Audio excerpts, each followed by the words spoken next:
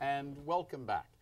HRC stands for the Human Rights Campaign, and they are the largest political action committee on behalf of the LGBT community in the country, and they also work on behalf of our families. And we're here today with Jill Jacobs talking about that. Welcome.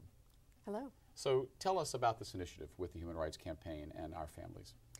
It's several years old. It's called All Children, All Families, and it was designed to increase the capacity and the competency of adoption agencies around the country. HRC and lots of us in the adoption world were hearing that LGBT families were going into adoption agencies around the country and not being well received, and there was a lot of barriers in their way.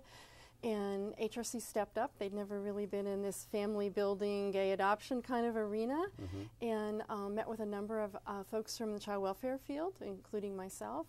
They formed an advisory council, and I'm on that national advisory council, and put together this initiative, and it's quite remarkable. They've leveraged the resources of HRC and have deployed them out into the community, and it's wonderful. We're doing training.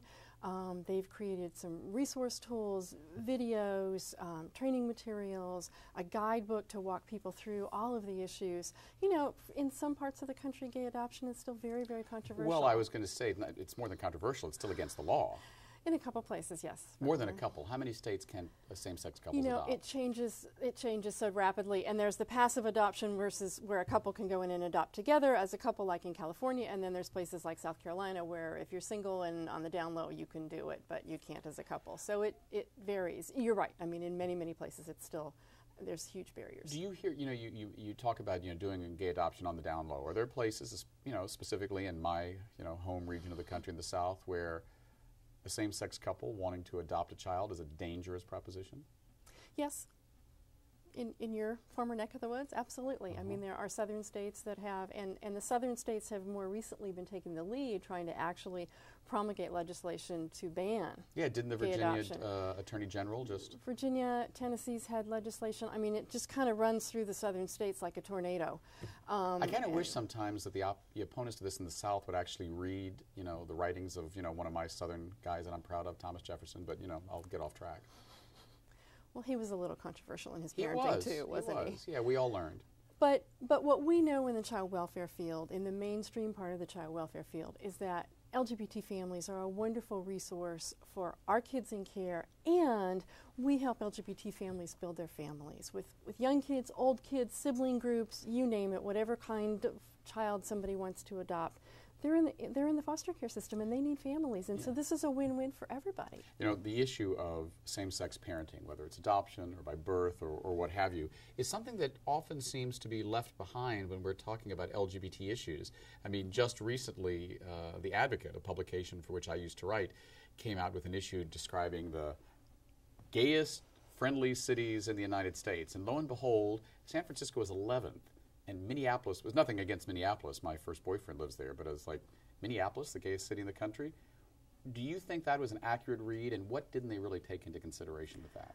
Well, I don't think they used gay parenting as a criteria for what makes a gay city affirming and welcoming. And I think for a long time, those of us that were parents in the LGBT community, we were sort of on the fringes, but we're pretty mainstream now. There's a large part of the LGBT community that wants to be parents, that wants to be bigger families than one or two.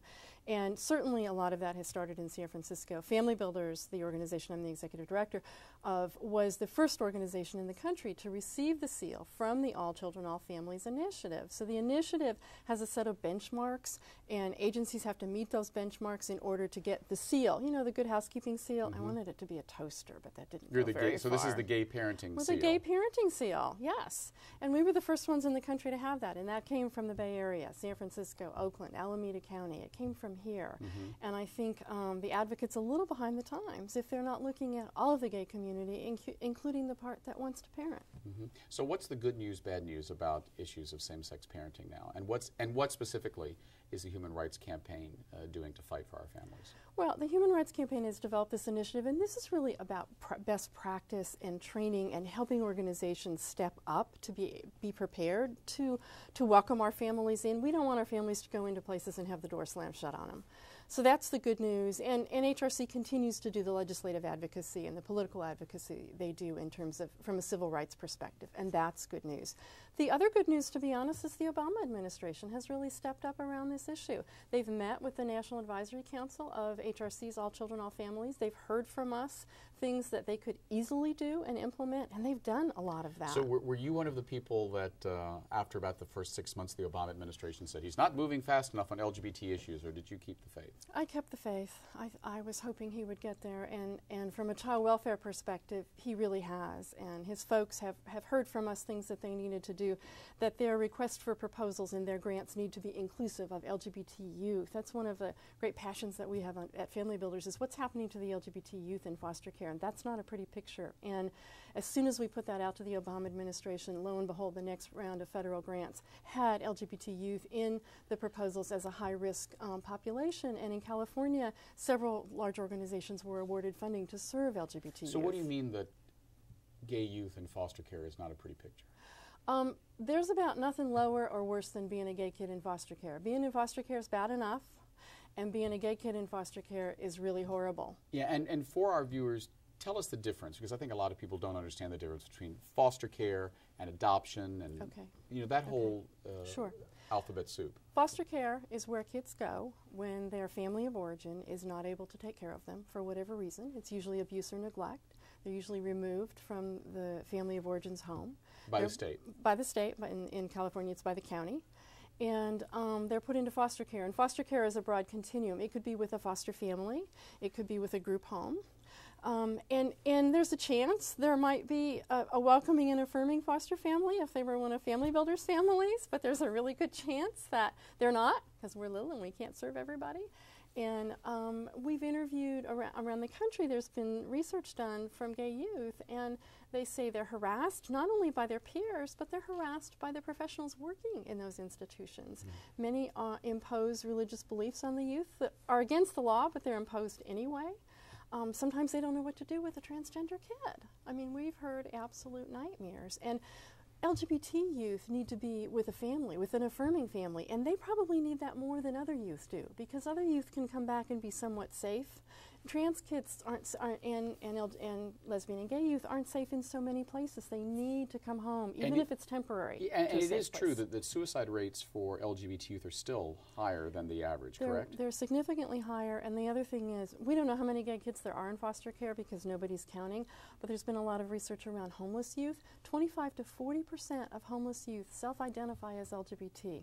A large percentage of those youth fled the foster care system. They have told us, I'm safer on the street than I am in foster care. You know, you clearly are very passionate about the work that the Human Rights Campaign does on behalf of gay and lesbian youth.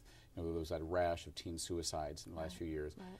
What did you think about this controversy last year when the Human Rights Campaign wanted to open a storefront on Castro Street in Harvey Milk's old store shop that I, frankly, as someone who's lived and worked in the Castro for 23 years, was kind of shocked that some people thought that a soap shop might be better for Harvey's camera shop than the HRC. What'd you make of all that? I think there's so many other really important issues to work on, and if somebody has nothing else more important to do, come to my agency and be a foster parent for a transgender kid. Because there were people who said that HRC wasn't doing enough on behalf of transgender people. What do you say about that? You know, I can't speak to everything in all of their programs. I think in the child welfare program, the All Children, All Families initiative, there's been a few of our voices, and I've been one of them loud and clear, that we have to be completely inclusive, including trans youth and trans parents. You know, lesbian and gay parents have broken down some of the barriers, and we've cut through, but that hasn't been, the barriers have not been removed for trans parents. And so we need to help, we need to do that, and we need to not go back and do it in 20 years, we need to do it now. And HRC has been certainly open and supportive to that push, that everything that we're doing now, again, on this initiative, the All Children, All Families initiative, is trans inclusive. You know, what is that old chestnut, the two things you don't want to see being made, or legislation and sausage? And you can probably add to that political advocacy. It's not always perfect. But do you really feel that the Human Rights Campaign is doing the right thing and progressing towards full justice? On this initiative, yes, absolutely. And I'm just not familiar enough with everything else they do, because my head's pretty mirrored in child welfare. You talked a little bit about trans parenting. That's actually the first time I've heard someone use that phrase to me. What are some of the issues specific to that? And I'm being a little bit colloquial there. No, I of mean course. transgender folks who are parents. Yes.